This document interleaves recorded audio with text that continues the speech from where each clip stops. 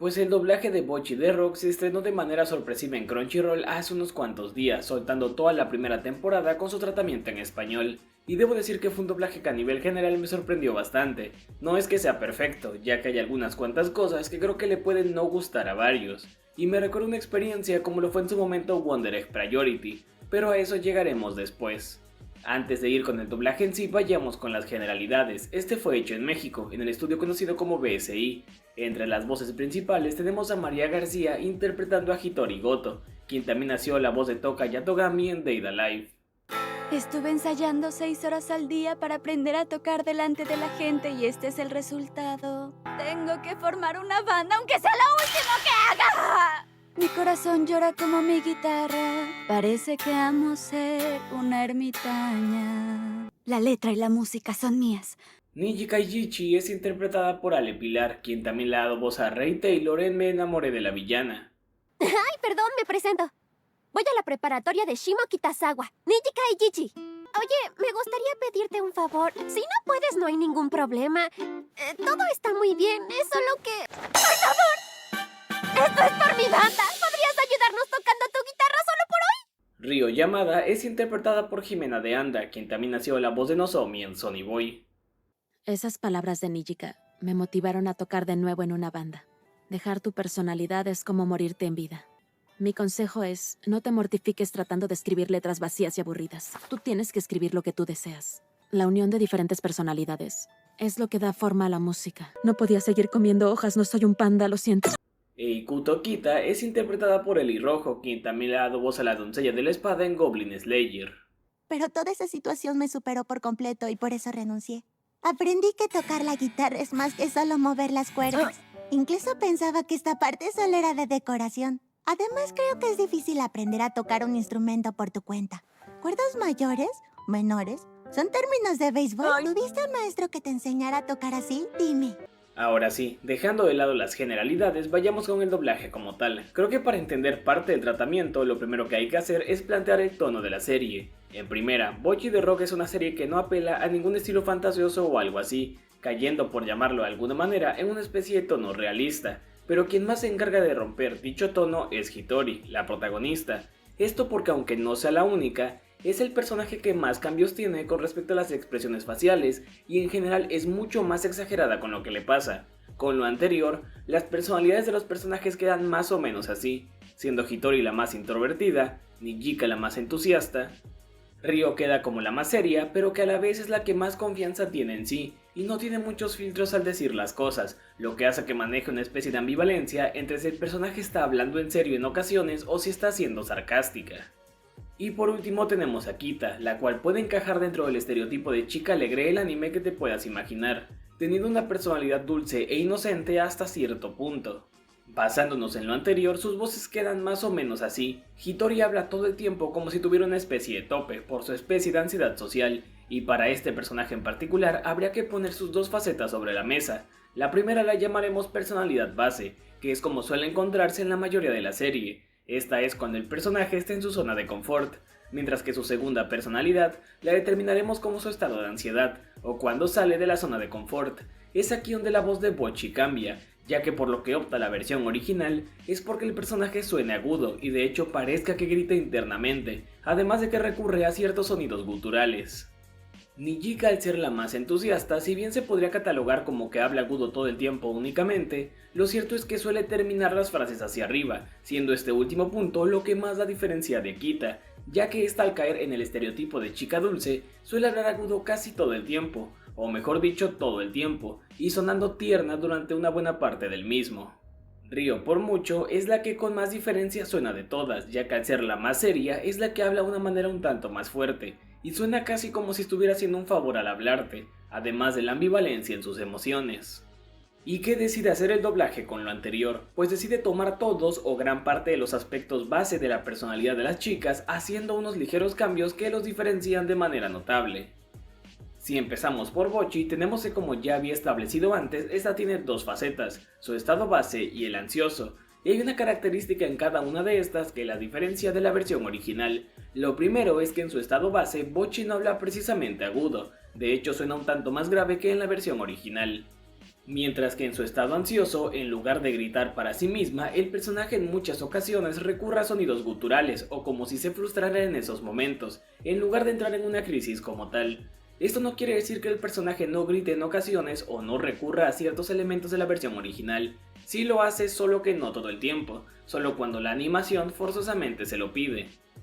Nijika es la que menos cambios tiene en su personalidad, sonando feliz casi todo el tiempo, o alegre, y algo de lo que me di cuenta es que durante sus primeras apariciones se notaba que hablaba algo rápido, característica la cual pensé que iba a ser una especie de agregado del doblaje, pero no, tal parece que simplemente los diálogos quedaban un tanto largos. Esto se nota más cuando recluta a la de pelo rosa y está por llevarla al club. Ryo en su primera aparición creí que iba a hablar algo bajo susurrando, ya que en ocasiones es así como el doblaje decide tratar a este tipo de personajes, pero no, ya para su segunda aparición el personaje suena serio, y de hecho por momentos parece que está enojada, pero esto es más cuestión de la ambivalencia que maneja que otra cosa.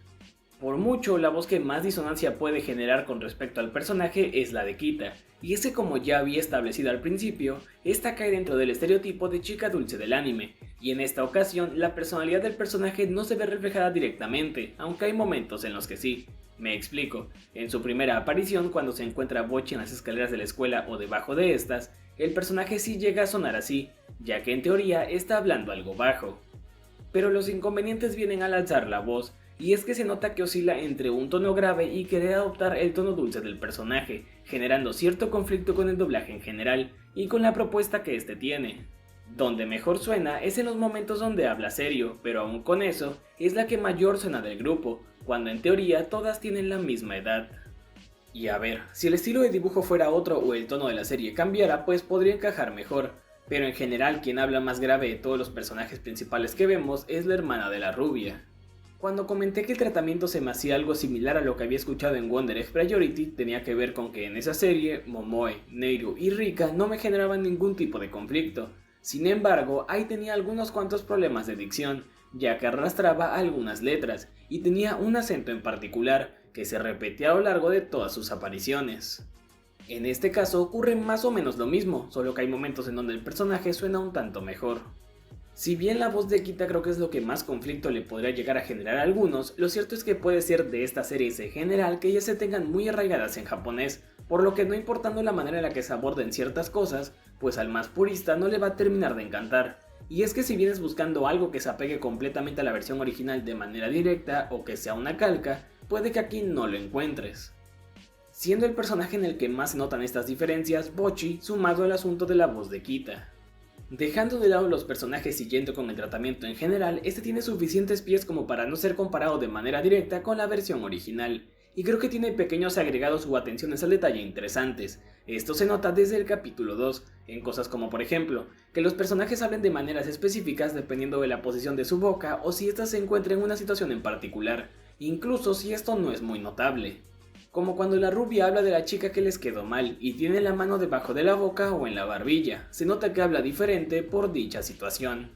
Aunque bueno, si bien ese es el punto en el que más se nota o en el primero en el que me di cuenta, lo cierto es que se repite a lo largo de todo el tratamiento.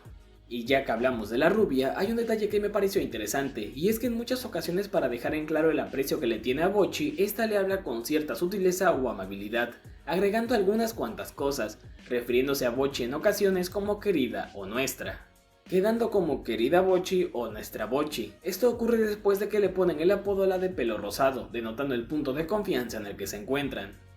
Esto se nota en escenas en particular, como cuando le está enseñando cómo funciona el asunto de las bebidas a Bocchi en el capítulo 2, o cuando en el capítulo 4 Bocchi les entrega la letra de la canción que escribió, y esta le dice a las demás: chicas, veamos la letra de nuestra Bocchi. Es que estuve demasiado obsesionada con escribir y me desvelé varias noches.